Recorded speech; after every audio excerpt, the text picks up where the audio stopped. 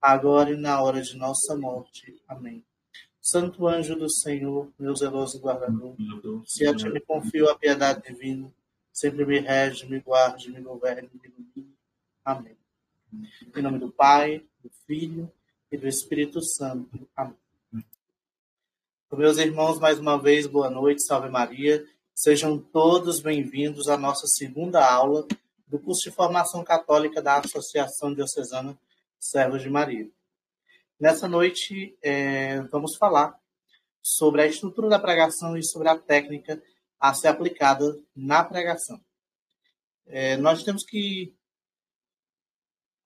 colocar nesse primeiro momento que a pregação ela é necessária para a conversão dos filhos de Deus, né? Isso é uma coisa que a gente tem que ter em mente. A pregação ela é presente em toda a história da igreja. Se você for da patrística ao catecismo da Igreja Católica, né, você vai entender e vai ver que em toda a história da igreja a pregação foi presente dentro dela. Nós vamos também entender que a pregação ela é necessária para que as pessoas conheçam a Deus, né? E colocando esse primeiro ponto, né, me apresentar aqui para os irmãos que talvez não me conheçam. Eu me chamo Luan, né, Luan Ferraz, é o nome que eu uso na internet, porque meu nome todo é bem grande, então eu procuro sintetizar. Eu sou pregador há mais de 18 anos. Eu tive um processo de conversão à fé da Igreja Católica aos 7 anos de idade, né, porque eu estudei a doutrina da Igreja. Eu sou um dos primeiros membros da Associação Servos de Maria e fui responsável por fazer algumas coisas no nosso processo. O nosso processo de autorização canônica, eu e o outro secretário à época, sentamos para fazer junto com um padre e outros que nos ajudaram. Sou pregador da igreja há muito tempo, tenho várias missões dentro da igreja. Atualmente, como foi colocado lá naquela ficha que o nosso irmão Alan cedeu, né, eu coordeno o grupo de oração da Renovação Carismática na cidade de Cristino Castro e na Diocese de Bom Jesus eu coordeno o Ministério de Oração por Cura e Libertação também na Renovação Carismática. Sou pregador, o meu ramo na pregação é a apologética. O que é isso, Luan? Vamos falar em linhas claras. Apologética é defesa da igreja, defesa da fé. E por que é preciso defender a igreja? Porque muitas vezes as pessoas são confrontadas e elas não sabem de que maneira elas devem defender a igreja. Ou com que palavras, ou com quais os argumentos, né? Então é preciso estudar isso. É preciso entender que a pregação, a formação, ela é um processo de aprendizado para que nós cresçamos na fé e no conhecimento da verdade, né? Porque como vai dizer João 8, conhecereis a verdade vos libertará. Foi por isso que eu também me interessei em fazer o curso de Bíblia, né? Eu tenho um curso de Bíblia que é feito com a Rede Século XXI e a base a Associação Brasileira de Serviços Educativos. Alguns cursos de cunho teológicos que não são superior de teologia, tá? Já para deixar claro, eu não sou teólogo, eu não sou filósofo, eu sou graduado em pedagogia e tenho pós em psicopedagogia clínica institucional e também sou técnico de rede e reparação de computadores. São as minhas formações por via profissional e intelectual. Mas na igreja eu sempre tive a dedicação para estudar sobre a fé cristã católica. E, inclusive, em vários momentos, né, eu sou chamado, aí, em alguns campos onde os leigos podem ir, a falar sobre a igreja, a falar sobre a doutrina da igreja, né, e a estabelecer alguns pontos e lacunas que a igreja precisa acentuar. Então, para nós não perdermos tempo, vamos tomar nossa palavra na segunda carta de Timóteo, capítulo 3, versículos 16 e 17. Eu utilizo, nesse momento, a tradução de Jerusalém. Então, os irmãos que estiverem com a Bíblia da Ave Maria vão ver algumas diferenças no campo das palavras, mas tudo na Sagrada Escritura têm a mesma tonalidade. Então, é 2 Timóteo, capítulo 3, versículos 16 e 17. 2 Timóteo, capítulo 3, versículos 16 e 17. Diz assim: toda a Escritura é inspirada por Deus e útil para instruir, para refutar, para corrigir e para educar na justiça, a fim de que o homem de Deus seja perfeito, qualificado para toda boa obra. Palavra do Senhor. Graças a Deus. Essa passagem da Sagrada Escritura, ela está dizendo para nós que a Bíblia, né, que como eu disse lá na aula anterior, naquela minha intervenção, esse livro que nós conhecemos como Bíblia, ele não tem o nome Bíblia dentro dele. Esse livro, ele se chama, dentro do texto sagrado, de Sagrada Escritura. Quem chama a Bíblia de Bíblia é a igreja e os seus membros. E é isso que muita gente não sabe. Por exemplo, se eu perguntar para vocês onde está na Bíblia o nome dos pais da Virgem Maria, alguém sabe me dizer se está na Bíblia ou se não está na Bíblia? Ou se está na Bíblia, onde se encontra? Vocês saberiam me dizer isso? Alguém se habilita?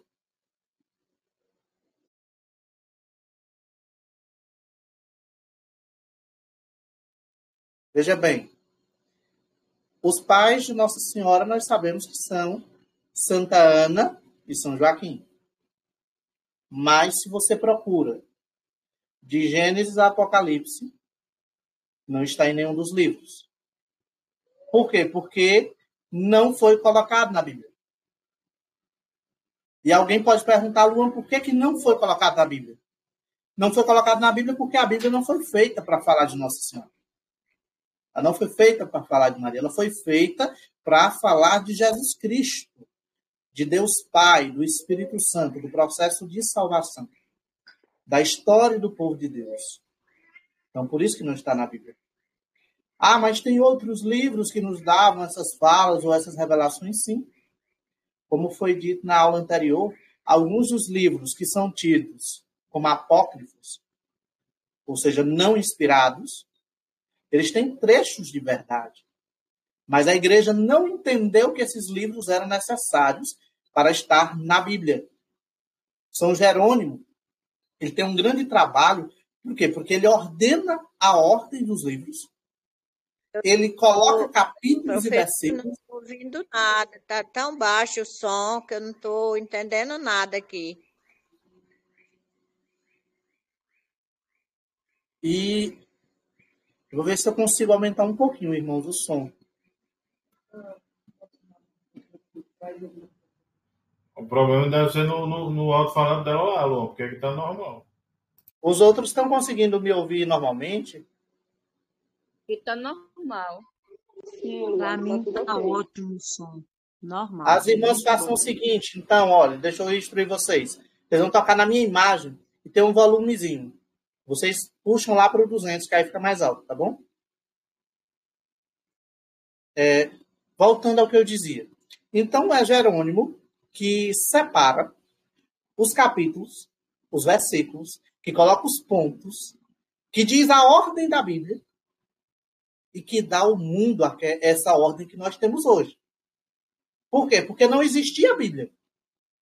Existia os escritos sagrados, que eram guardados pela igreja por mais de 500 anos, para que o povo tivesse acesso à Sagrada Escritura. E a igreja os guardou. E muita gente quis dar fim neles, viu?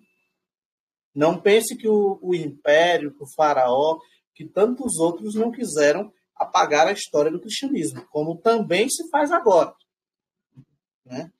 Muita gente chega para mim e me pergunta, né, no meu exercício ministerial, meu filho, eu tinha o meu filho na igreja.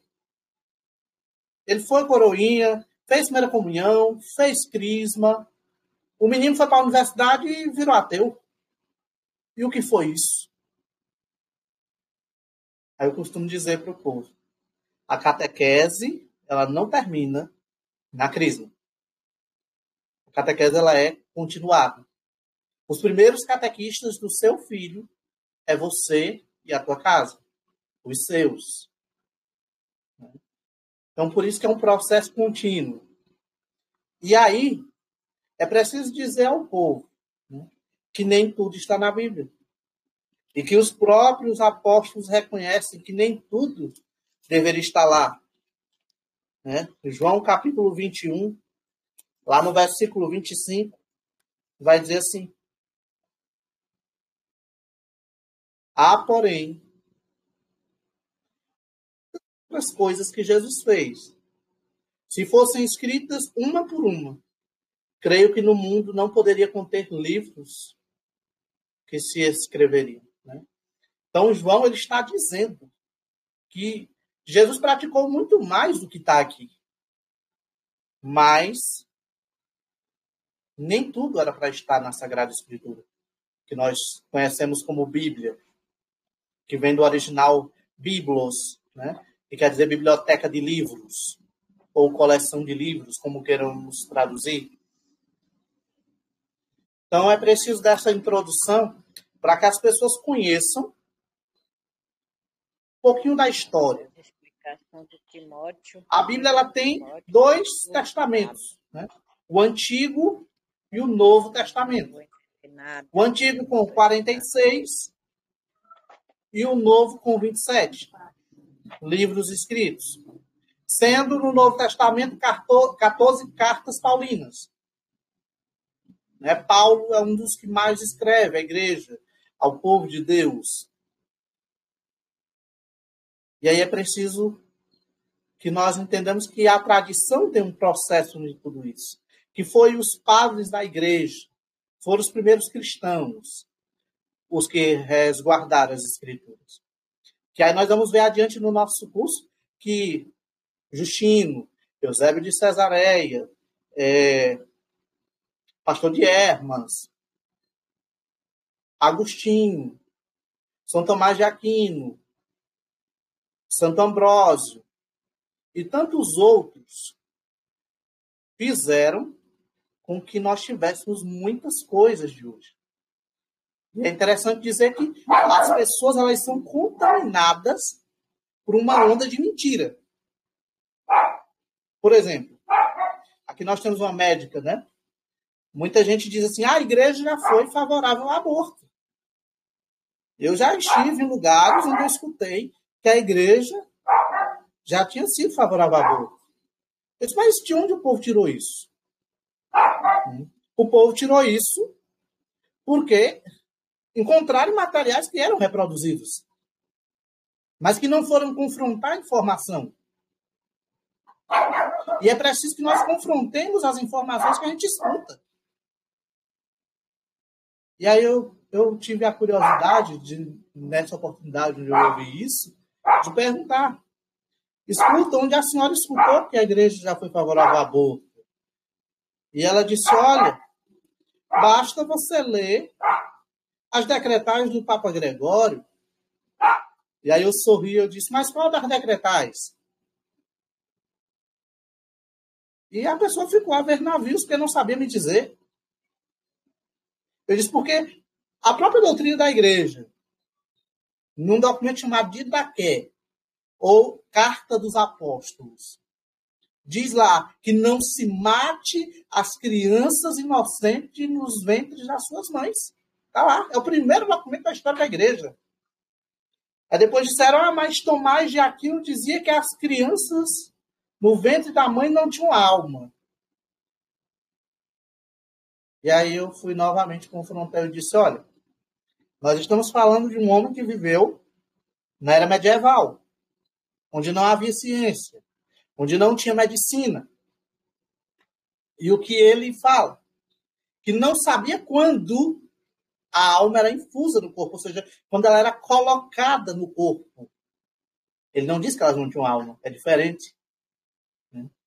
Ou seja, as pessoas vão usando um truque de linguagem para poder encaixando aquilo que elas acham conveniente. Pode falar, irmão. Luan, rapaz, o áudio tá, para mim, tá um pouco ruim. Eu não sei se para os outros colegas tá. A gente tá. Eu tô sentindo uma certa dificuldade para receber o áudio completo. Será que é algum problema de internet, alguma coisa? Eu acho que pode até ser na minha aqui, mas para ti tá saindo bem aí a minha. Vocês conseguem me ouvir os demais, gente? Tá normal para vocês? Como é que tá? Eu consigo perfeitamente. Que também tá normal, pô. Pronto. Quando ele toca aí na minha foto. Aí tá muito o áudio, então basta. Então é a minha mesmo, desculpa. Vamos dar continuidade. Tá certo. Mas vamos nos falando, irmãos, para vermos como a gente vai conseguindo da melhor forma. Então, como eu ia dizendo, existe hoje um truque de linguagem para manchar a imagem da igreja. Existem grupos que querem nos tirar a fé cristã católica.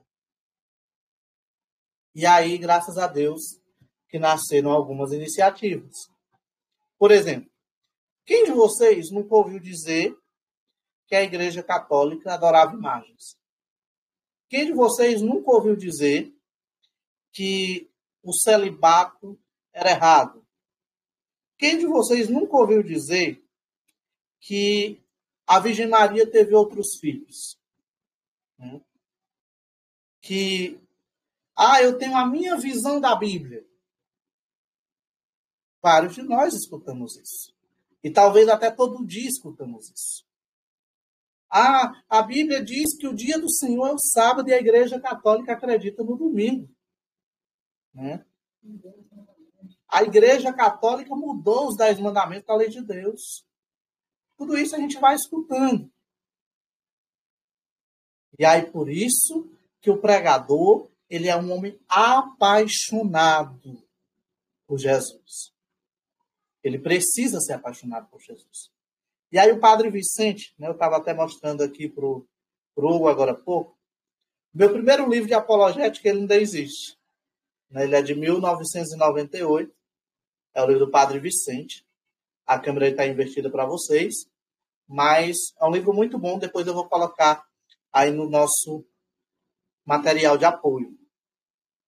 E o pregador ou pregadora, ele tem que pregar. E pregar o quê? É ensinar sobre Jesus Cristo, sobre os seus santos, sobre os seus seguidores, dentro da palavra de Deus. Dentro da palavra de Deus. A palavra de Deus é a primeira bússola da pregação. É o que não pode faltar. É aquilo que eu dizia na aula anterior. Eu posso pregar usando um tablet? Se for para usar um material de apoio, pode. Para substituir a Bíblia, não. Posso usar o celular, um iPad, uma coisa assim, um notebook? Pode, como material de apoio. Não como substituto da Bíblia, jamais.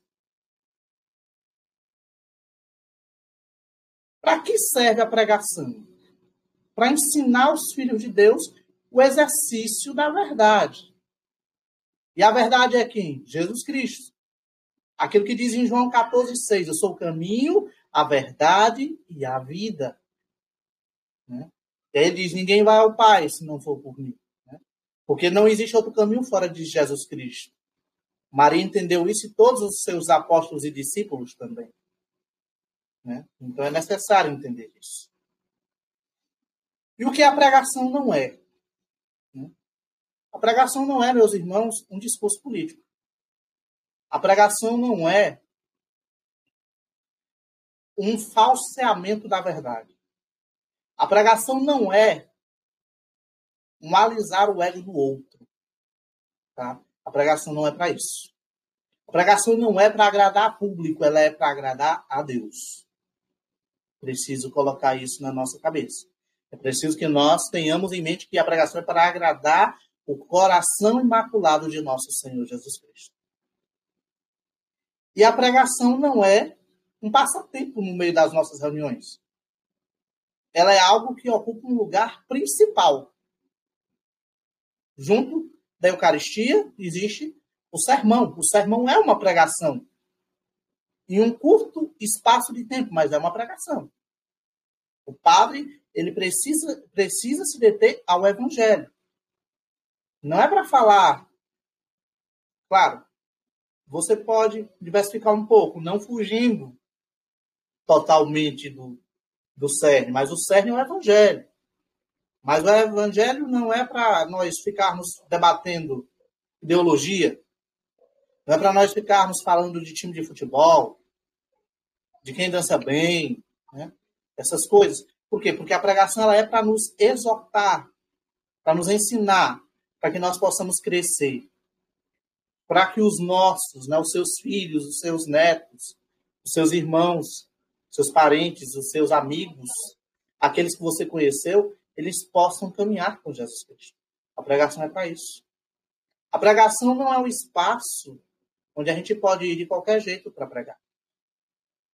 Nós temos que rezar para pregar. Nós precisamos rezar. Por quê? Para que o Espírito Santo é quem convence.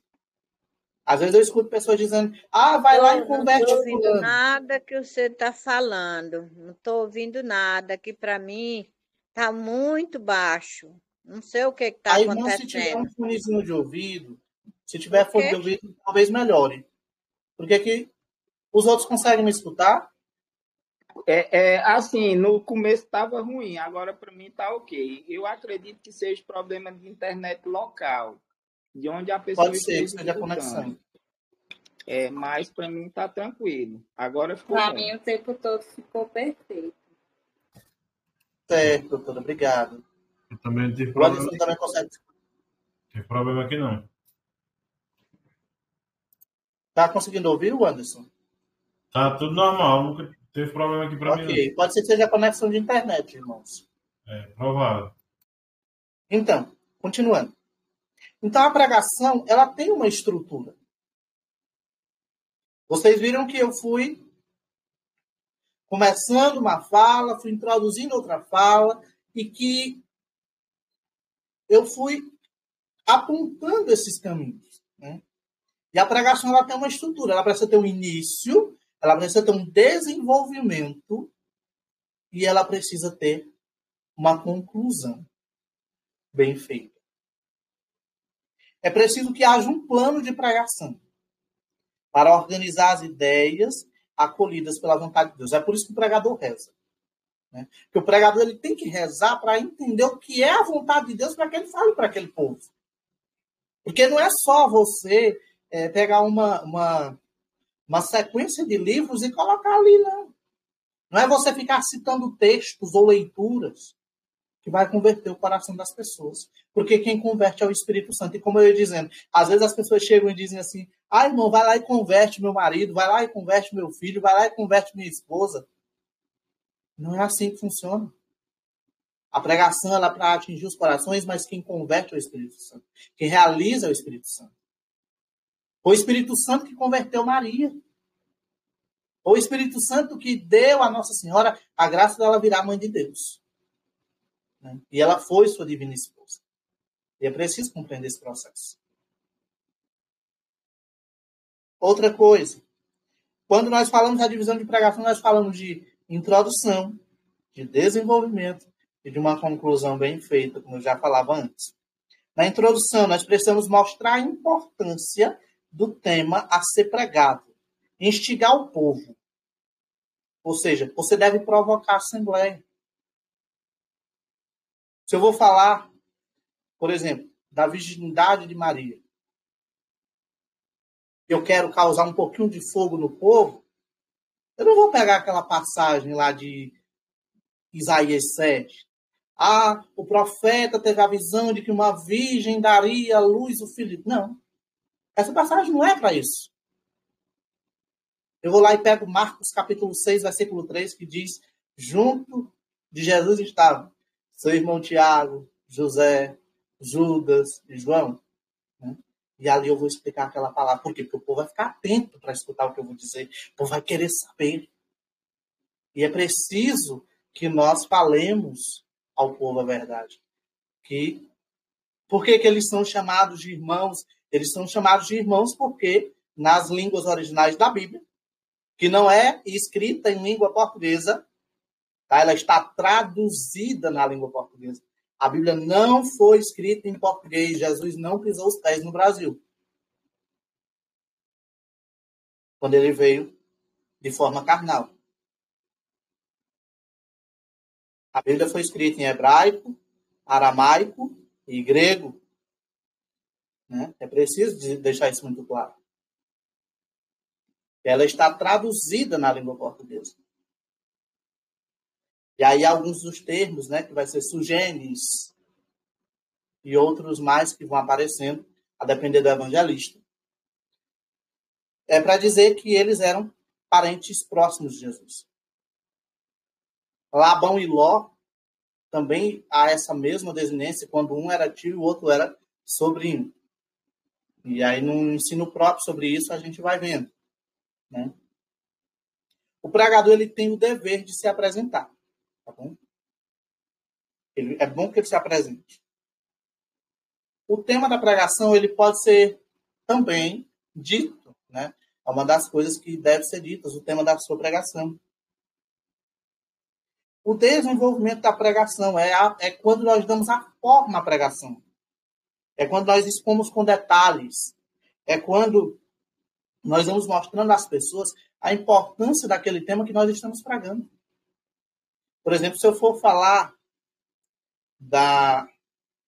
dos irmãos de Jesus, eu preciso recorrer aos livros. Né? Eu preciso ir em Judas 1:1. Eu preciso ir em Mateus 13:55. Eu preciso usar a parte que tantos inimigos da igreja amam dizer, né? Marcos 6:3, para provar para as pessoas que a igreja ela não usa a Bíblia pela metade. Que a igreja ela não tem medo de confrontar a Escritura, porque ela é a primeira guardiã. Não existe Bíblia sem a Igreja Católica. Não tem como falar de Bíblia sem falar da Igreja Católica, irmãos. A Igreja Católica foi quem sempre guardou a Escritura. E aí, uma vez, eu escutei de uma pessoa, a Igreja Católica proibiu a leitura da Bíblia. Eu disse, tá bom, então me explica aqui o seguinte. Nós temos na história do povo um homem chamado Antônio Conselheiro. Antônio Conselheiro era padre? A pessoa disse, não. Eu disse, Antônio Conselheiro era abade? Não. Os avós de vocês que estão aqui nos assistindo, que ouviam falar no dia de trevas, que ouviam falar de besta, que ouviam falar do fim dos tempos, eles eram padres e eram freiras ou eram abades? Aí o povo disse, não. Eu disse, por que eles aprenderam isso? Porque um homem chamado Padre Cícero Romão Batista, embora não tenha dado um livro escrito assim na mão deles, que eles não sabiam ler, pregou a eles a verdade, porque um homem chamado Frei Damião de Bozano disse a eles a verdade, porque um homem igual o Padre Biapina lhes anunciou a verdade. A primeira advogada negra do Brasil, que chamava Esperança Garcia, foi catequizada pelos jesuítas. Você pega um dos maiores literatos da língua portuguesa, o padre Antônio Vieira, e ele pregava para os índios. São José de Anchieta pregava para os índios e fez uma Bíblia na língua dos índios. Eu pergunto, qual outra fé fez uma Bíblia na língua dos índios? Qual outra igreja deu uma Bíblia na língua dos cegos? Braille? Nenhuma, irmãos. Então, se a gente se aprofunda, você vai vendo que a Igreja Católica ela sempre teve todo o interesse que nós conhecêssemos a verdade.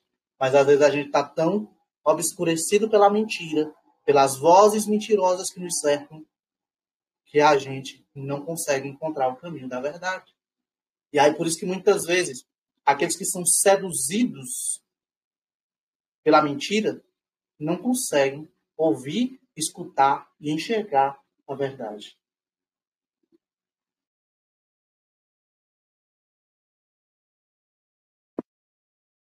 Continuando.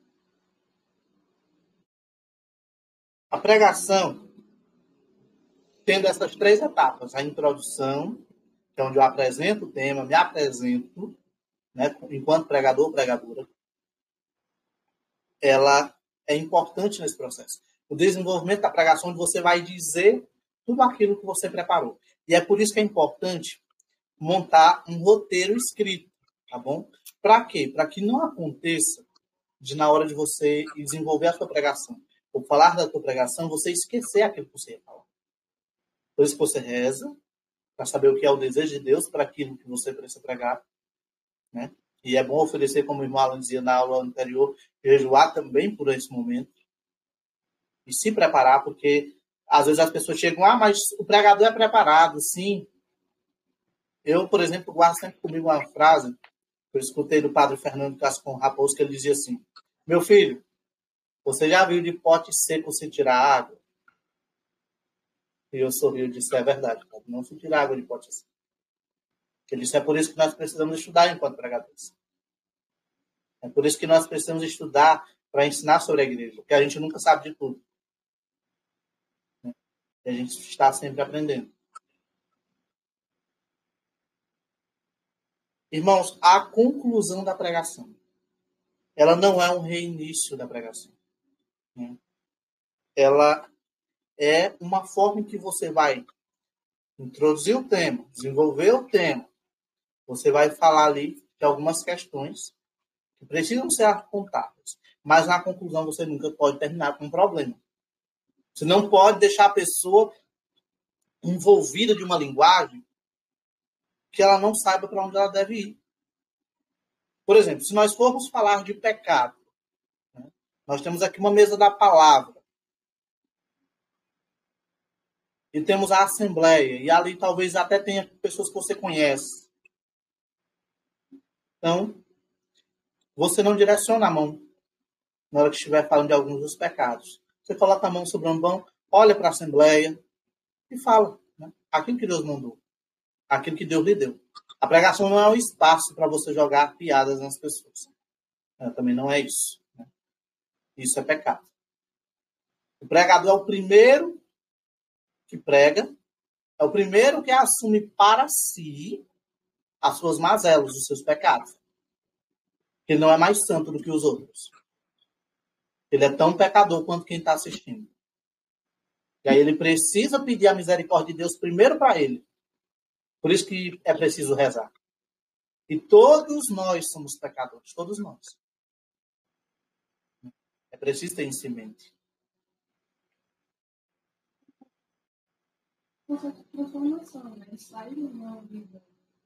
Como... E aí, como o povo está colocando aqui, a maioria dos pregadores eles tinham uma vida profana. Santo Agostinho, por exemplo, era um homem do prostíbulo. Vivia no prostíbulo. São Francisco era assim. Né? Pouquíssimos santos são como Santa Teresinha, que cresceu numa família já santificada dentro do Carmelo. São Tomás de Aquino, por exemplo, ele não queria ir para a ordem que a família dele queria mandar. E aí os irmãos dele, as irmãs dele já eram freiras, os irmãos dele não queriam que ele fosse para os dominicanos. Então eles pagaram uma prostituta para seduzir o irmão deles. Ele disse: se ele não quer ir para essa ordem, então vamos tirá-lo do caminho. E essa mulher, essa prostituta, foi até o encontro dele. E nesse momento, os escritores dizem que São Tomás se ajoelhou no chão quando viu aquela mulher. Ele encontrou um pedaço de madeira e havia uma fogueira, e ele pegou aquele pedaço de madeira, tocou ao fogo e foi em direção daquela mulher. E ela se afastou dele e ele fez uma roda ali ao redor dele.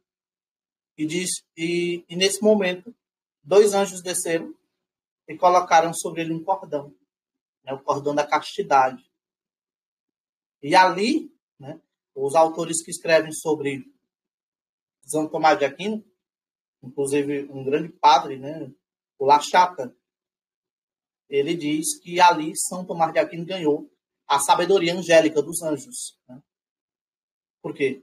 Foi tentado, mas mesmo na tentação, ele optou por Deus. E é isso que é preciso que nós tenhamos em mente. O pregador não é alguém superpoderoso. Ele é alguém que deve ser o primeiro a buscar a graça de Deus. E, irmãos, é interessante dizer isso, que a pregação ela é um processo de aprendizagem de quem escuta e de quem prega. Quais as posturas são próprias do pregador? Por exemplo, eu não poderia estar aqui fazendo uma formação para vocês com uma blusa de academia. Eu não posso. Eu estou fazendo o exercício da vontade de Deus enquanto formador. Eu não deveria estar aqui com uma blusa transparente. Né? Não posso. Não é digno para um pregador isso. Nós não podemos ir pregar de leg, irmãos. As irmãs que pregam não podem pregar de leg.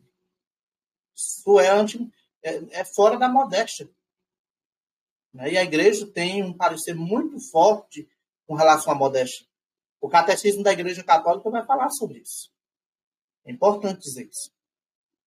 Evitar roupas decotadas, né? Com símbolos desconhecidos. Quem prega não pode pregar com roupa que tenha símbolos que você desconhece, porque talvez esses símbolos até são de alguma seita. Né? Existe uma linguagem simbólica chamada de Nova Era. Que mais adiante, possivelmente, nesse curso, a gente vai falar dela. Não se pode pregar de short, irmãos. Ah, mas o short é no joelho, irmão, mas o short não é roupa para pregar o evangelho de nosso Senhor Jesus Cristo. É importante dizer isso. De alça, sem manga, né? São roupas que não são dignas para pregar a palavra de Deus, para ensinar sobre o Senhor. O uso das mãos, meus queridos, como eu ia dizendo, se nós vamos falar de pecado, o primeiro que tem que se converter somos nós que estamos pregando. Por isso, quando for falar de pecado, vocês estão observando que sempre que eu vou falar de pecado, eu toco em mim, no meu peito, porque o primeiro que precisa se converter sou eu. Depois é que eu posso falar para vocês.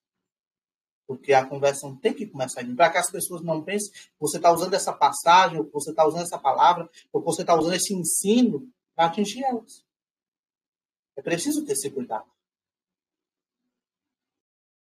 É também interessante entender que tudo tem um tempo na pregação. Então, se no grupo lhe dizem é meia hora, não é 50 minutos, não é 45 minutos, é meia hora. Se é 1 hora de pregação, não é 2 horas, é 1 hora. Conseguem compreender isso? A gente tem que ser fiel ao tempo. Outra coisa que a gente deve evitar na pregação.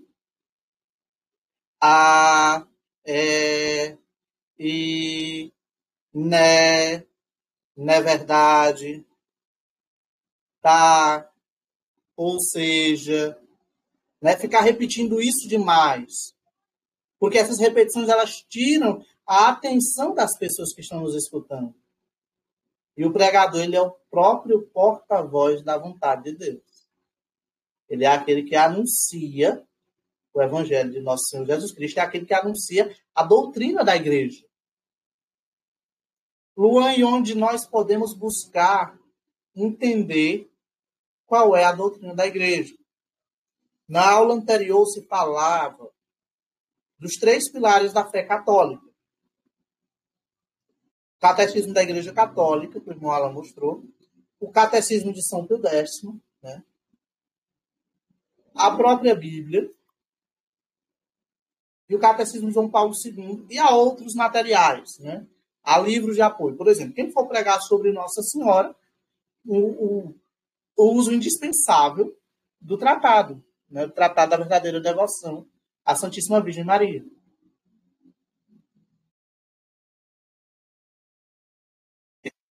Porque é o livro que vai falar de Nossa Senhora de forma mais própria. Né?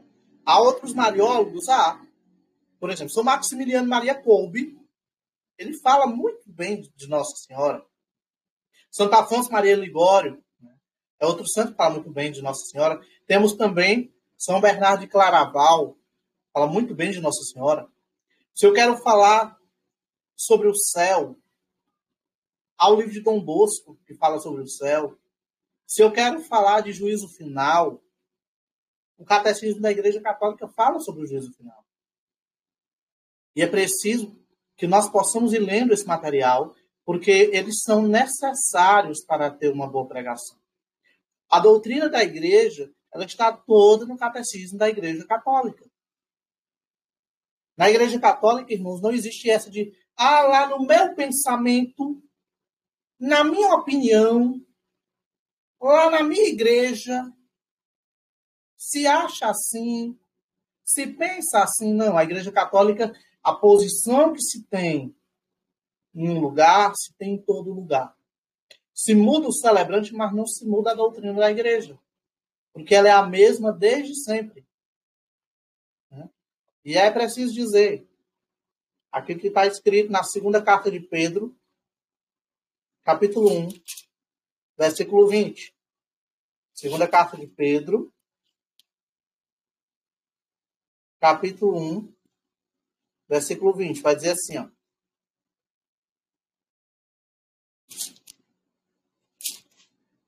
Segunda carta de Pedro,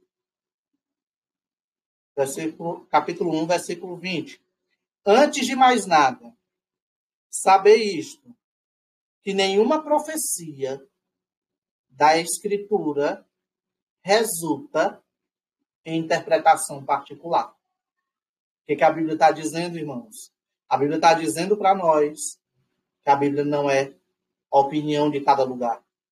Ela deve ser interpretada de maneira uniforme, ou seja, de uma forma única, como faz a Igreja Católica.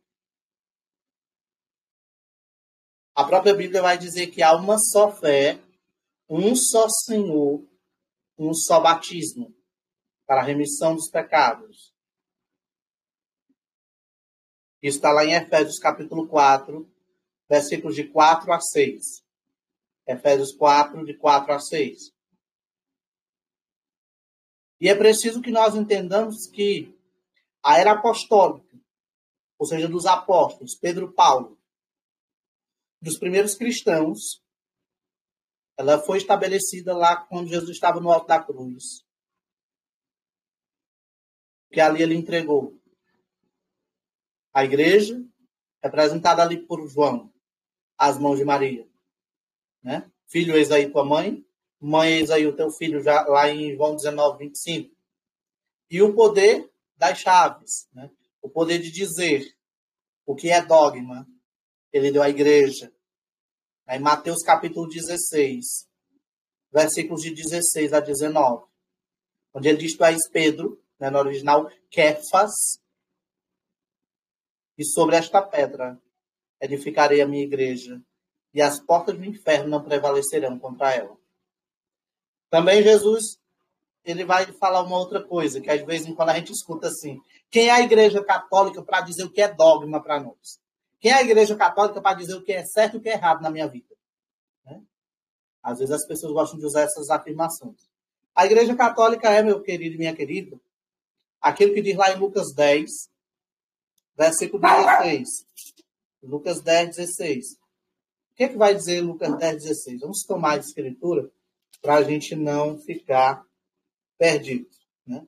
É bom a gente usar a escritura. Eu gosto muito de usar a Bíblia quando eu estou pregando, porque ela é fonte de toda verdade. Lucas 10, 16. Diz assim: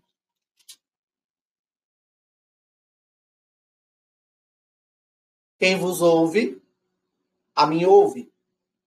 Quem vos despreza, a mim despreza. E quem me despreza, despreza aquele que me enviou. Está dizendo. É Jesus que está dizendo aos discípulos e aos apóstolos. E como é, Luan, que nós vamos ter certeza que foi a igreja que Jesus confiou isso? Como é que você afirma com tanta clareza isso? Irmãos, nós vamos tomar o livro de Atos dos Apóstolos, capítulo 20, versículo 28. Diz assim, Atos 20, 28. Estai atentos, vós mesmos, e a todo o rebanho. Nele o Espírito Santo vos constituiu episcopos para apacentar a igreja de Deus, que ele constituiu e adquiriu para si com o sangue de seu próprio filho. Está aqui. A Bíblia fala no original. Episcopos é bispos. Então a igreja que sempre teve bispos, irmãos. Foi a igreja católica. Foi a igreja católica que sempre teve ordenação. Né? De Pedro até o presente momento, todos os sacerdotes foram ordenados. Por quê? Porque foi uma época onde a graça de Deus foi derramada a nós pela imposição das mãos dos apóstolos. E pela imposição das mãos dos apóstolos, da era apostólica, nós recebemos a salvação. Porque esses homens não se calaram. Esses homens deram o sangue. Muitos deles morreram. Né? Inclusive aqui no Brasil. Vamos dizer isso, porque as pessoas têm a mania de dizer, mas foi lá. Não, aqui no Brasil. No Rio Grande do Norte. O Marquês de Pombal matou muitos padres. Tá? E ele não era católico. Preciso que se diga isso. Porque quando a gente fala de martírio, é preciso dizer que a única igreja que tem mártires é a Igreja Católica Apostólica Romana.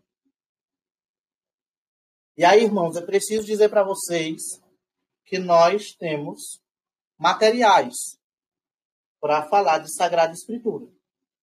Eu, em uma oportunidade, recebi de uma pessoa este material, né? Já está bem velho, porque é um material que continha várias acusações, eu fui ler todo.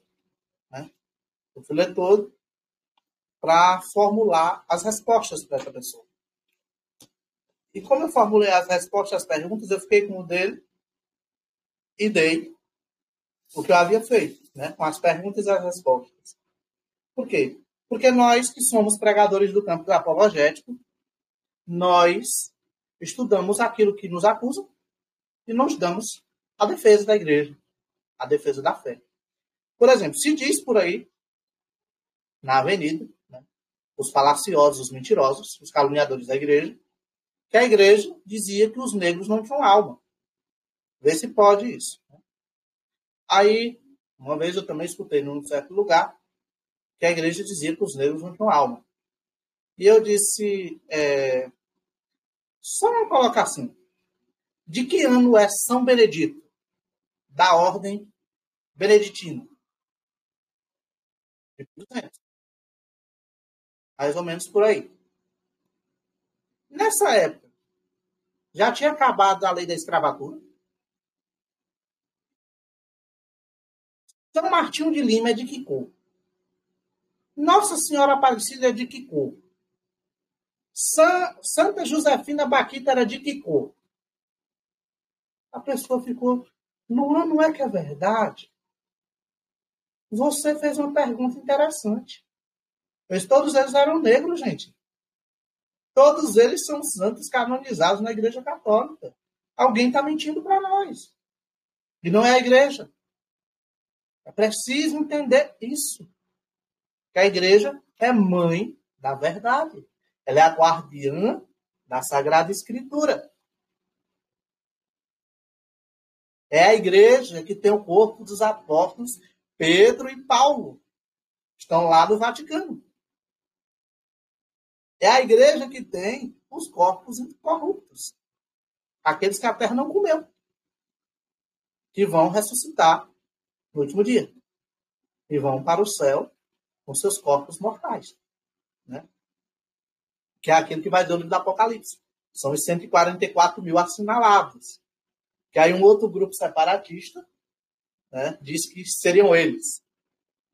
E aí eu disse, como é que vai ser a briga lá em cima? Porque esse grupo separatista, eles somam mais de 3 milhões no mundo.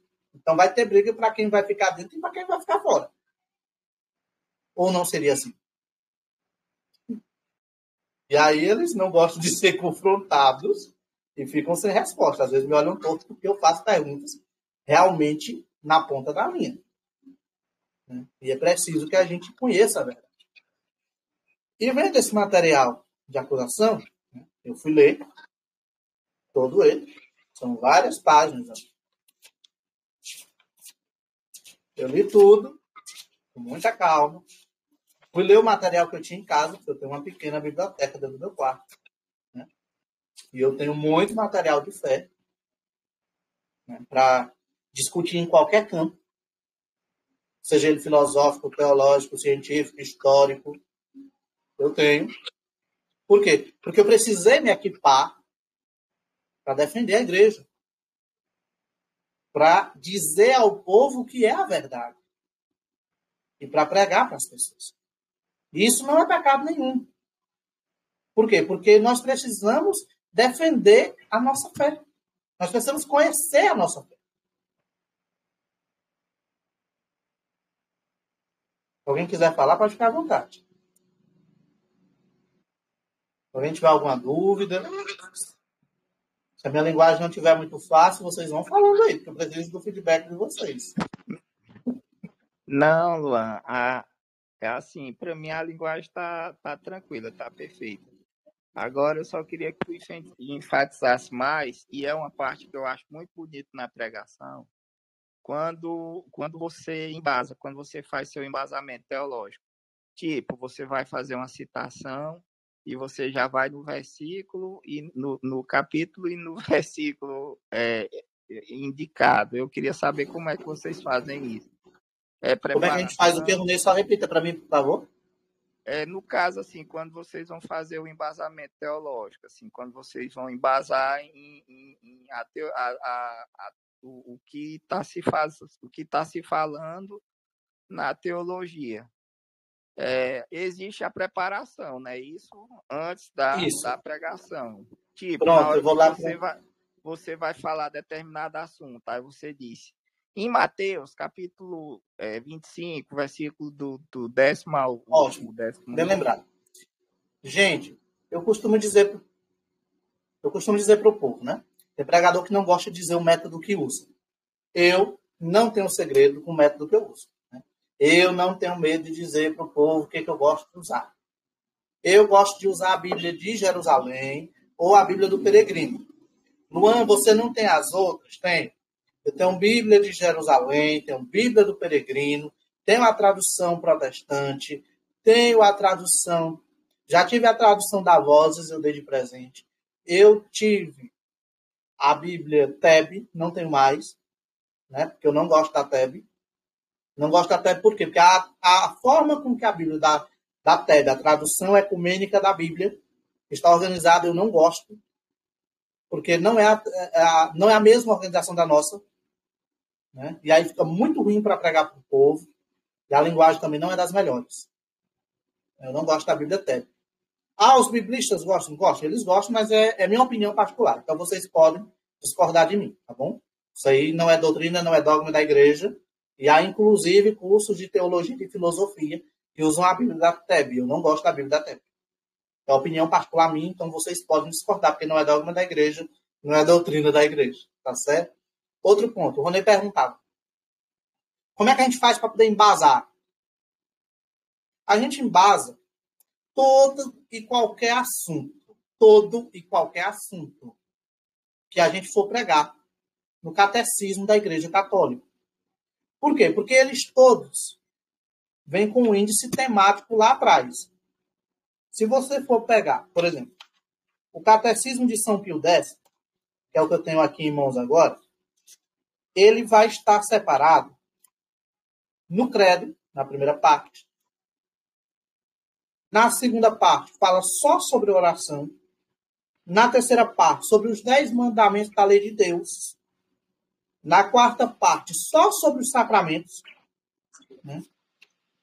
Na quinta parte, ele vai falar sobre as virtudes teologais, vai falar sobre a Bíblia, vai falar sobre a caridade, sobre a esperança, né? Sobre as festas de Nosso Senhor, sobre as festividades de Nossa Senhora, né? Sobre a história do Novo Testamento, do Antigo Testamento. Tudo isso ele vai tratar no Catecismo de São Pio X. Ou seja, está tudo aqui esmiuçado. Eu vou pegar o quê? o que é de mais importante, que eu preciso trabalhar naquela noite. Por exemplo, se eu for falar de batismo, eu vou pegar o catecismo e ver qual é a passagem que ele orienta. Né? Normalmente, Mateus, capítulo 28, né, que vai dizer: batizai em nome do Pai, do Filho e do Espírito Santo. E de fazer discípulos todas as nações. Mais ou menos isso aqui que eu estou falando. Né? E aí eu vou ver o que a igreja dizia. Que o batismo, para ser válido, ele precisa de quê? Ele precisa que tenha a água, que tenha ministro ordenado, ou, na ausência de um ministro ordenado, a autorização legal para uma outra pessoa fazê-lo. Por quê? Porque o batizado ele pode ser feito pelo diácono permanente, pode ser feito pelo bispo, pode ser feito pelo padre, ou num caso excepcional, ou seja, na exceção, ele pode ser feito por um leigo. Com a carta, claro, autorizando que aquele leigo faça aquele batizado. É isso que diz a igreja. Isso vai estar expresso no catecismo. Não, eu vou pegar R$ 20 aqui e vou comprar bem um sanduíche para mim. Viu? Que miojo aqui. Ficou claro aí, Rui?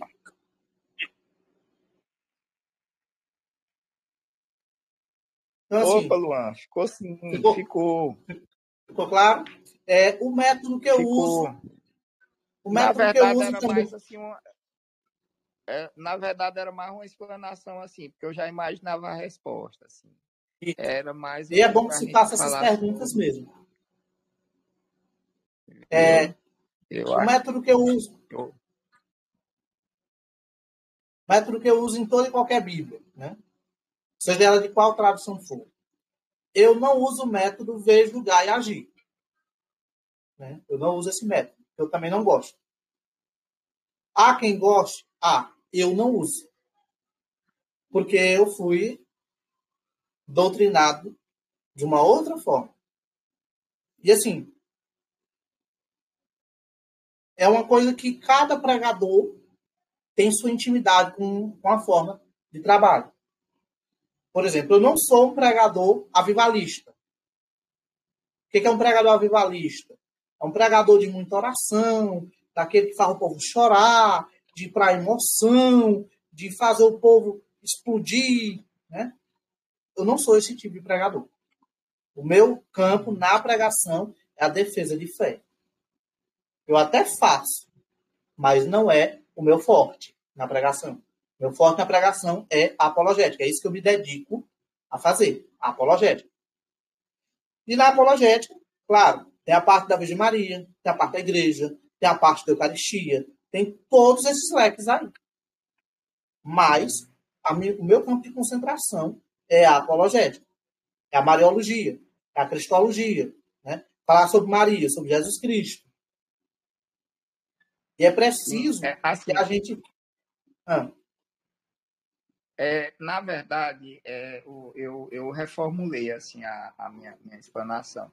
Eu acho muita responsabilidade, eu acho que a gente tem que ter muita responsabilidade quando a gente vai pregar determinado assunto e quando a gente usa a gente usa uma citação da Bíblia e a interpretação que a gente faz com aquilo ali em detrimento a determinado assunto que a gente esteja explanando.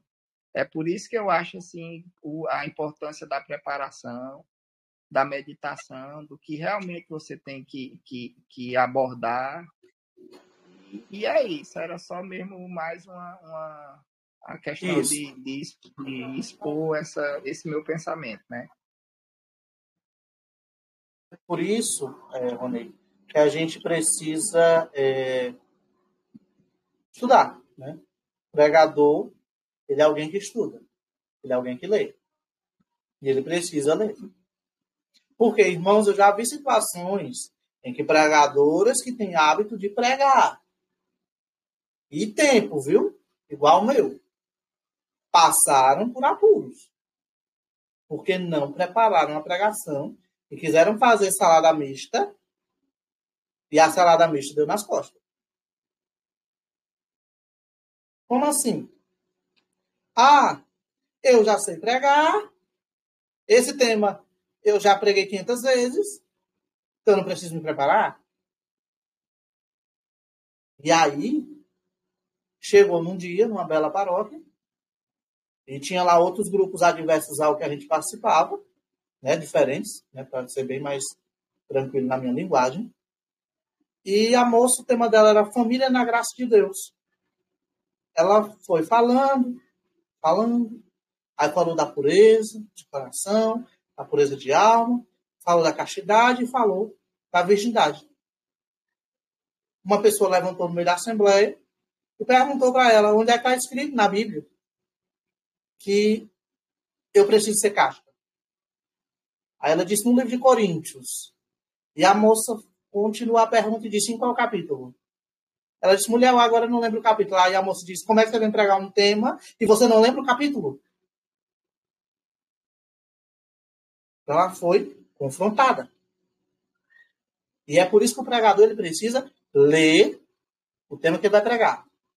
Ele precisa recorrer ao catecismo e ler todo o capítulo do catecismo referente àquele tema. Para quê? Para que não aconteça dele ficar na dúvida. E é por isso que é preciso ter o roteiro escrito. Tá? Ó, eu hoje estou aqui com esse caderninho e eu tenho aqui tudo que eu ia falar para vocês. Por quê? Porque eu preciso estar pronto para qualquer pergunta que vocês tiverem. Eu preciso ler para conhecer. E na pregação não existem profissionais. Existem servos que escutam, que veem, que ouvem e que falam o que é a vontade de Deus. O que é o desejo da igreja. O que é a vontade do coração de Nossa Senhora. Eu preciso ter isso em mente. Nós não somos profissionais. Nós somos servos de Nossa Senhora. E aí é preciso, irmãos, que nós tenhamos método. O método que eu uso é qual? Eu uso o método A Bíblia no meu dia a dia, que é do Monsenhor Jonas Abib. É um livro que ele vai ensinar você a usar o caderno. Pode ser coleção, caneta, marca-texto, o que você achar melhor. E ele vai lhe ensinar a separar em 3 formas. Ordem, promessa, princípio eterno. E eu resolvi acrescentar um quarto. Os conselhos. Né? Uma quarta cor. Os conselhos. E aí, no método da Bíblia no meu dia a dia, você vai escrever essa passagem várias vezes durante o seu dia. Quando você menos imaginar, você vai estar fazendo igual eu fiz agora. Dizendo a passagem de cor. Por quê? Porque isso trabalha o processo de cognição. A sua aprendizagem vai estar sendo trabalhada. E é preciso que você se abra para a vontade de Deus. E não vamos colocar em nós, irmãos, um espírito de incapacidade, porque Deus não nos deu ele. Ah, mas eu sou incapaz. Ah, eu não consigo. Você consegue. Você é capaz. Tudo é possível ao que crê, né? O que diz a Bíblia. Então vamos confiar na palavra de Deus. Vamos confiar naquilo que Deus nos prometeu. E aí, meus irmãos, a palavra de Deus, ela é, como diz a própria Bíblia, como uma espada de 2 gumes. Ela é útil para ensinar, para formar e também para corrigir. Por quê? Porque às vezes as pessoas elas têm algumas falsas visões, né, das coisas. E aí nós precisamos ordenar na palavra de Deus. Como eu costumo dizer, uma pessoa que foi ao cartório, assinou uma união civil, ela não está casada. Ela está unida civilmente. Né? Mas ela precisa da bênção de Deus. Precisa. Ah, mas no meu caso, certo, vamos rezar. Né? Vamos pedir ao Senhor. Porque Deus conhece todos os casos. Ah, mas como é que eu vou dizer para um jovem, Luan, que a homossexualidade é pecado? Peça a Deus a graça. Né? Peça a Deus a graça de dizer isso. De dizer sem machucar a pessoa. Né? De dizer com caridade. Porque nós não precisamos ficar machucando as pessoas. Mas nós podemos dizer a verdade sem precisar machucar as pessoas. Tá? É preciso dizer isso. É também importante ordenar na graça de Deus as pessoas para que elas entendam isso. Não é sacerdote que é ordenado na igreja brasileira, por exemplo. A igreja brasileira não é uma igreja católica do nosso rito. Ela é seita protestante. Não é lícito, por exemplo, um católico doar dinheiro para a Legião da Boa Vontade, porque ela nem é católica. Né? Ela é uma seita. E quantos irmãos têm fazendo isso? Mas por quê? Porque ninguém lhes falou a verdade. Porque ninguém lhes disse o que era certo e o que era errado. Né? E é importante que nós coloquemos para as pessoas que a verdade, ela parte da palavra, ela parte da tradição da igreja e ela parte da fé dos apóstolos. Ah, mas alguém se batizou lá no templo mor, não está batizado? Não, não está batizado. Porque eles não professam a fé em Jesus Cristo, eles não creem na Santíssima Trindade, eles não têm a fórmula da salvação. É preciso concatenar essas coisas, colocar tudo isso no lugar. Certo? Então, assim, a pregação é para isso, para que nós conheçamos a verdade, para que nós anunciemos a verdade e para que as pessoas cheguem ao pleno conhecimento da verdade. E tudo isso é possível como? Caminhando num grupo de oração, caminhando conosco na Associação Servos de Maria, rezando o Santo Texto, busque as pessoas da sua casa para rezar o texto. Reze pelas pessoas que você conhece. No nosso grupo aqui de Cristino Castro, nós tivemos vários irmãos que eram só juntos, né? E que se casaram, graças a Deus, na igreja.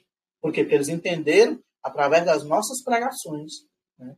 Que desde o início a gente pregou, né? Eu sempre preguei, o irmão Alan, como ele colocava na aula passada, a gente tinha os vídeos das pregações que a gente colocava, tinha os filmes que a gente colocava, né? E eu sempre preguei. Né? Por quê? Porque eu já era pregador naquele tempo. Eu já vinha de outros grupos, né? Eu fui acolhido na Igreja Católica num grupo de evangelizadores que fazia evangelização de porta a porta. Depois eu vim para o primeiro retiro que houve o início da renovação carismática. Lá eu fiz curso de formação para pregadores. Né? Como também fiz o curso do Ministério de Oração por Cura e Libertação, do qual hoje eu sou coordenador diocesano. Mas eu fui fazendo todo o processo e vivendo todo esse processo. E enquanto pregadores, irmãos, nós precisamos estudar a palavra de Deus, ler o catecismo da Igreja Católica, ler o catecismo de São Pio X, que é mais simples, né? E é uma linguagem muito mais tranquila. E como ia nos perguntando na aula anterior, qual é a Bíblia que eu posso usar? Use, se você não tem uma linguagem mais curta, a Bíblia da Ave Maria. Se você já tem um pouco mais de habilidade, use a Bíblia de Jerusalém ou a Bíblia do Peregrino. Né? Existem traduções que são boas. Ah, eu quero uma tradução fácil, que eu posso entender. E eu não consigo entender a Ave Maria, eu uso o quê? Use a Bíblia da CNBB, ela é uma Bíblia muito boa. Né? É uma Bíblia bem traduzida, os biblistas dela são bons. Claro, ela não é uma Bíblia de estudos. Isso eu tenho que deixar claro. Ela não é uma Bíblia de estudos, não é uma Bíblia que é cheia de detalhes, como a Bíblia de Jerusalém, como a Bíblia do Peregrino. Bíblia de Jerusalém, Bíblia do Peregrino são Bíblias de estudo, para quem quer entender na fonte, naquilo que é a Sagrada Escritura no seu todo. E aí, às vezes, a gente encontra, né, jovens que dizem assim, mas eu não acredito na Bíblia.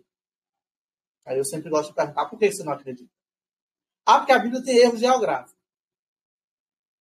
Olha, nós estamos falando de um livro que não foi escrito na época da ciência. Nós estamos falando de um livro que não foi escrito por nenhum arqueólogo. Nós não estamos falando de um livro que existia mapa. Né? A Bíblia é um livro que foi escrito por inspiração de Deus. O homem escreveu, mas quem inspirou foi Deus. Né? E é isso que nós precisamos ter em mente. Então, para pregar, irmãos, nós precisamos ter bases, ter livros. Se eu vou pregar sobre Nossa Senhora, eu vou usar o tratado. Se eu vou pregar sobre a igreja, eu vou usar o catecismo. Se eu vou pregar sobre salvação, eu volto ao catecismo. Se eu vou pregar sobre os sacramentos, eu uso o catecismo. Se eu vou pregar os mandamentos, eu uso o catecismo. Por quê? Porque o catecismo é tudo que é a doutrina da igreja, de Gênesis a Apocalipse e vice-versa. Não tem como fugir do catecismo da igreja. Porque ele está no todo. Foi aquilo que os padres da igreja sentaram, foi aquilo que os bispos sentaram, os cardeais, e muito bem escrito por Bento XVI, tá? E por João Paulo II, foi o catecismo da igreja. Para que nós aprendêssemos o que é a doutrina. E eu louvo a Deus porque eu tive a oportunidade de ganhar o catecismo. O meu ainda nem era de capa amarela, o meu era de capa preta. É muito anterior ao amarelo. Foi lá quando eu vim para a igreja, me deram um catecismo, me deram esse livrinho que eu mostrei aqui para vocês, né? Que era todas as respostas que eu precisava saber.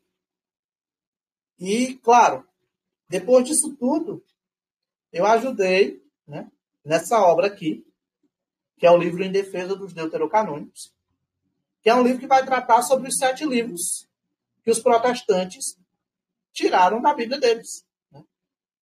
Esse livro é só sobre isso. Vai falar sobre os manuscritos do Mar Morto, vai falar sobre o livro de Judite, de Tobias, né? Os capítulos de Esté e de Daniel, que eles suprimiram. Né? Eles tiraram alguns capítulos desses 2 livros. Os versículos 24 a 90 do capítulo 3 de Daniel. A parte do cano alexandrino que estava presente no livro de Esté foi arrancada. Né?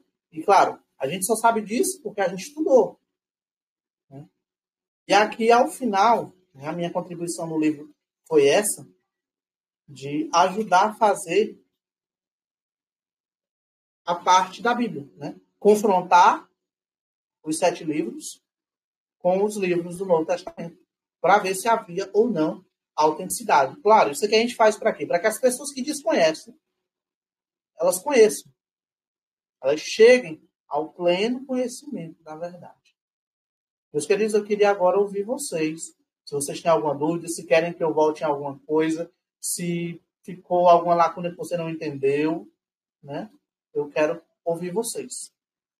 O que vocês estão achando, se a linguagem está boa, ou se eu estou falando muito difícil, né? Eu preciso escutar cada um de vocês. Vamos lá, eu vou deixar aberto agora para as dúvidas de vocês.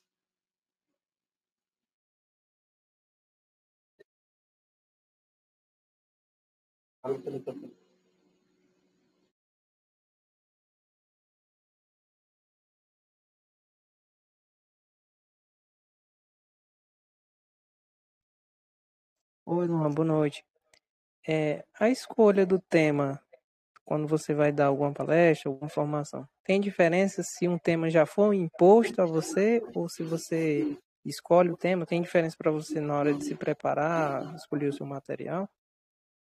Ó, sempre a primeira coisa, você recebeu o tema, recorra lá ao índice temático do catecismo. Né?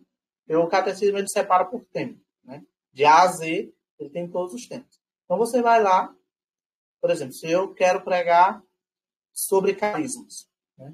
Aí eu vou lá na letra C do catecismo, lá atrás, no índice temático, aí tem lá carismas. Aí ele vai me dar o parágrafo, né? O parágrafo 2003, o parágrafo 800. Isso vai me fazer com que eu possa me basear para pregar. Né? Aí eu vou ler, e ali a igreja não vai dizer eu acho, não, ela vai dizer o que ela pensa. Ela vai dizer, os carismas são dons extraordinários, são graças especiais concedidas àqueles que recorrem ao Espírito Santo, seja de forma ordinária, com os dons infusos, ou seja de forma extraordinária, com os dons efusos. Né? Que é os dons que estão dentro e aqueles que afloram para fora. Né? É preciso que a gente vá lá ao índice temático, prepare essa questão do tema. E já vá vendo lá mesmo, porque o catecismo ele é tão bom que ele já dá a própria passagem bíblica. Então, aí você já tira todas as suas dúvidas com relação à leitura bíblica, ao que você vai falar, ao que você vai ver. Outro ponto, irmãos. Um pregador assiste outros pregadores. Tá? Diz isso para vocês que um pregador, ele assiste outros pregadores. Eu vejo outros irmãos que pregam. Né? Eu costumo dizer para os irmãos que moram aqui que eu não tenho nenhuma dificuldade de assistir outros pregadores, de sentar para ver outros irmãos. Alguns que pregam melhor do que eu, outros que pregam, né, na mesma linhagem, e alguns que estão começando. Né? Por quê? Porque isso é humildade. Humildade é você ver os outros crescerem, é ver que você formou outros pregadores, e eu tenho irmãos que, graças a Deus, eles pregam excelentemente, com muita excelência, né? Por quê? Porque eles se deixaram usar pelo Espírito Santo e se deixaram moldar por Deus, né? E é preciso se colocar nesse ponto. Mais alguém, irmãos, podem ir abrindo o microfone, perguntando e falando. Se alguém quiser fazer alguma colocação, também fica à vontade. Irmão, tá me ouvindo? Tô. Irmã A Marilda. Marilda, deixa eu procurar Gostaria aqui. de perguntar uma coisa. Por exemplo, quem fez formação na renovação carismática de pregação, ministério de pregação, mas ultimamente não está participando de grupo de oração. Essa pessoa pode pregar? Olha, assim, para nós do Servo de Maria, nós não temos nenhum regimento nesse momento, né, a esse respeito. Mas se a pessoa ela sabe pregar, não está no estado de pecado grave, né? Por exemplo, uma pessoa que é junta, ela não pode pregar sobre matrimônio. Não existe isso. Uma pessoa que dá escândalo, ela não pode estar pregando. Isso são coisas que, assim, todos nós que estamos aqui no curso, temos que ter em mente que a pessoa que prega, ela deve estar numa vida de graça. Ela deve ter comunhão com a paróquia, ela deve ter comunhão com o padre da paróquia. O padre da paróquia precisa saber quem são os irmãos que pregam, né? E viver em obediência. Às vezes a gente encontra situações em que os leigos estão em pé de guerra. E aí isso não é interessante, isso não é bom para o grupo, não é bom para as pastorais, não é bom para nenhuma realidade, né?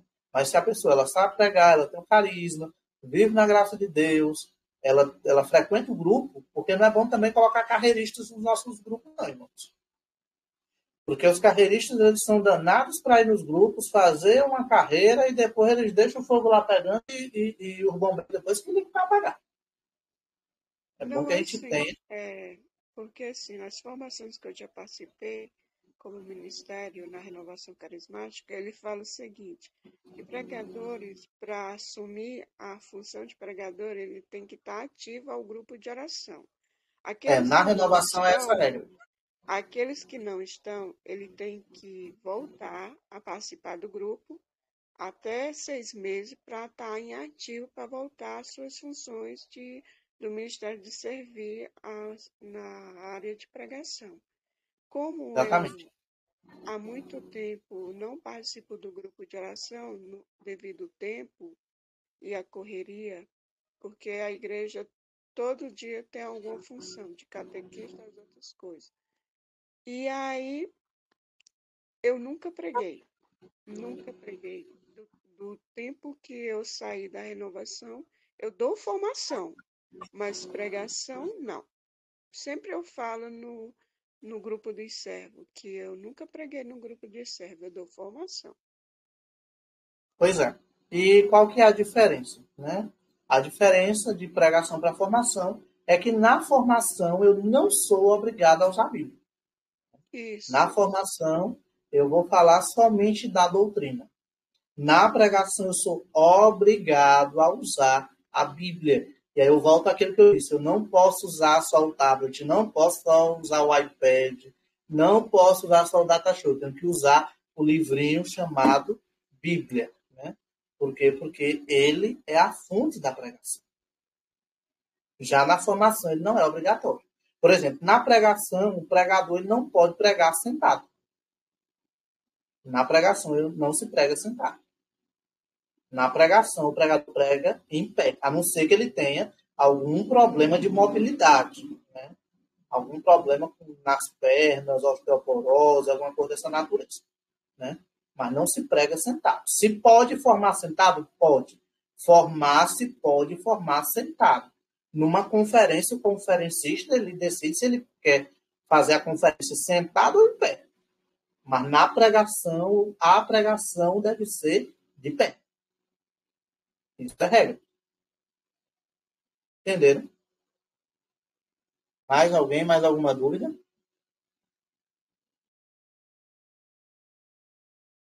Tá ficando claro para vocês, gente, a linguagem, aquilo que a gente está falando, como a gente está orientando?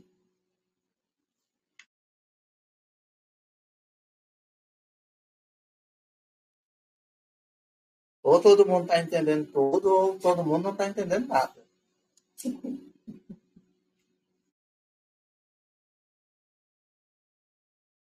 Então vamos lá. Eu vou estar mandando para vocês, logo mais, a estruturação da pregação. Né? Eu vou pegar um tema específico e vou colocar lá para vocês verem como a gente coloca os itens e os subitens da pregação. Por exemplo, se eu vou falar do tema Jesus Salvador. Né? Então eu já sei que o meu tema é Jesus Salvador, o tema central. Se eu vou falar dos subitens, né?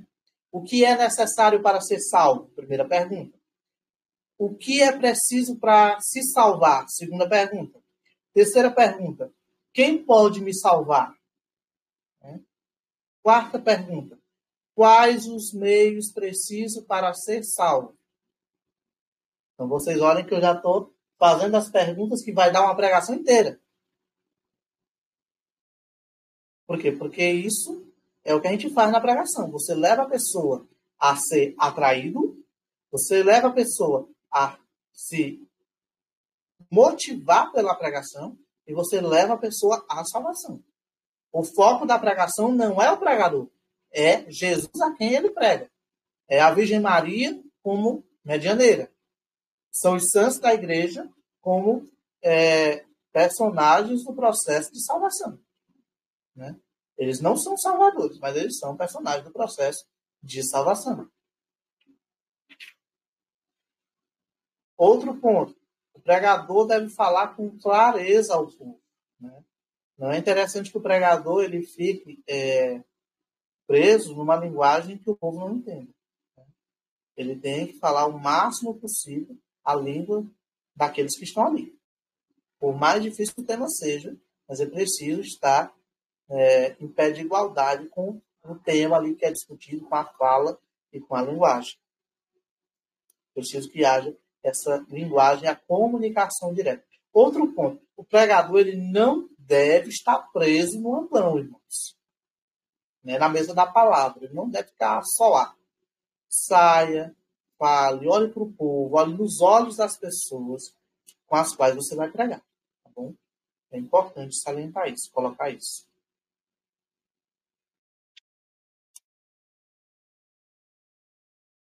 Colocar as palavras-chave da sua palestra, da sua pregação. É importante que sua pregação ela seja bem pontuada, que você tenha o seu roteiro escrito para que não aconteça de você chegar lá na frente e dizer assim, deu branco. Deu branco, eu já não lembro o que eu tinha preparado. Isso não pode acontecer. Então, por isso que o roteiro escrito ele é importante, para que você não esqueça aquilo que você vai falar ao povo. E sempre, sempre, sempre, rezar pela sua pregação, rezar pelo povo que vai te ouvir. Por quê? Porque você é porta-voz e é embaixador, embaixadora, né, da vontade, da verdade de Deus e da igreja. Quando Deus lhe colocou ali, ele lhe deu uma graça especial. Quer falar dele, para ele e em nome dele. Ficou claro, gente? Mais alguma dúvida? Alguma colocação que alguém queira fazer? Alguma coisa que não tenha ficado claro? Se quiserem que a gente explique novamente, volte. Só falar aí que a gente vai fazendo essas pontuações.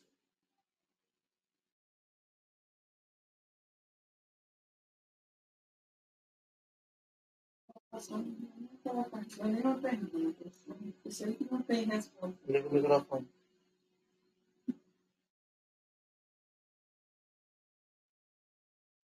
Então, irmão Luan, muita gente tem um conhecimento, né? Tem um dom da palavra, mas tem, tipo, muita vergonha, não tem contato com o público, né? Tem esse medo de pregar. Até sabe, né, a palavra, mas dá branco quando chega com contato com muita gente, né? Fica ansioso. Como é que você faz para lidar com isso? Pois é, esse foi um dos grandes desafios, né? Nosso irmão Alan, que vocês vêm aí pregando, gente, ele tinha todas essas dificuldades. Como ele bem pontuou, na prova passada, ele não falava em público, ele não gostava de seminário, ele não gostava de pregar, né? Nós éramos poucos no início do seminário, nós éramos no máximo 10 pessoas até a segunda semana, né? E ele tinha muito nervosismo e eu sempre dizia, olha, rezar, coloque no coração de Nossa Senhora, ela sabe todas as coisas, ela sabe o que é preciso. Nós precisamos levar a devoção de Nossa Senhora a toda essa diocese, né? E até onde ela nos enviar. Então, o primeiro passo, rezar, pedir a Deus a graça da confiança e pedir à Virgem Maria, a Nossa Senhora da Confiança, que ela lhe dê essa confiança. É preciso pedir a Deus essa graça, né? Porque é Ele que encoraja. Não pense que a gente que tem 15 anos pregando, tem 18 anos pregando, tem 20 anos pregando, não sente o friozinho na barriga? Sente, todo mundo sente. Ainda hoje sim. Por quê? Porque isso é natural. A gente tem ansiedade dentro de si. Agora, claro, o que não é normal é o excesso dela, né? O excesso dela não é normal.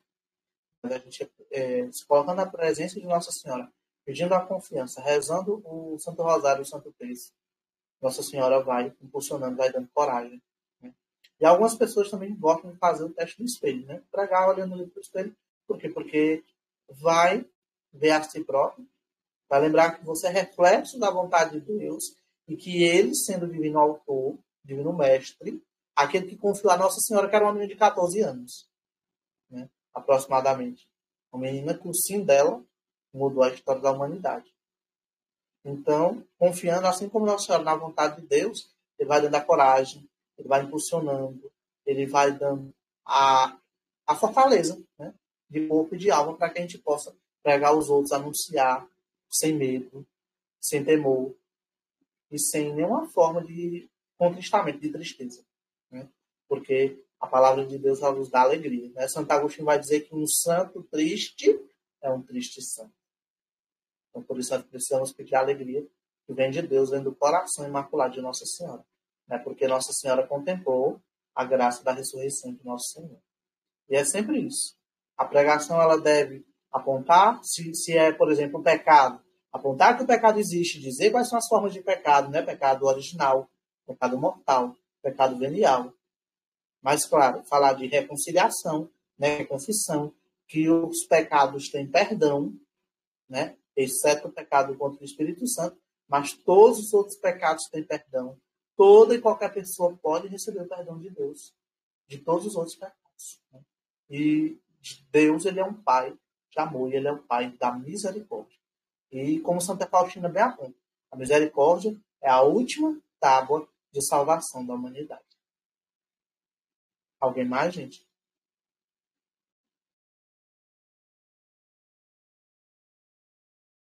Então já podemos encerrar, irmãos?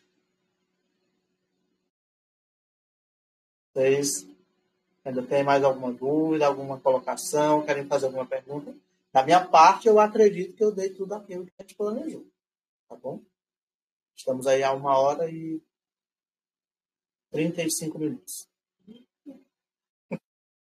Então vamos rezar. Se alguém tiver mais alguma colocação, pode fazer agora. Senão a gente já encerra. Então, vamos rezar a Nossa Senhora, pedindo que ela derrame sobre nós a graça, a coragem, o amor pela igreja, o amor pela fé, o amor à nossa associação, a Associação Diocesana dos Servos de Maria, em todos os nossos cultos. Que nós sejamos tomados de uma coragem genuína, do amor ao Evangelho, do amor à graça de Deus, do amor ao coração imaculado de Maria. Ave Maria, cheia de graça, o Senhor é convosco.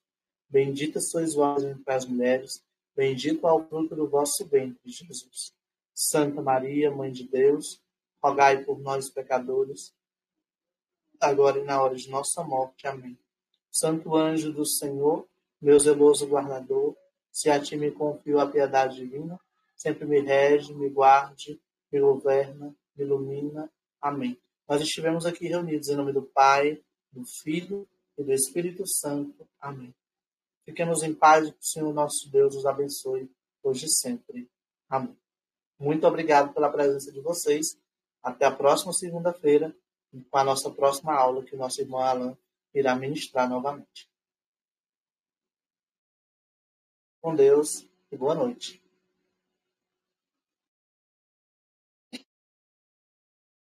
Boa noite, Luan. Amei, viu? Boa noite.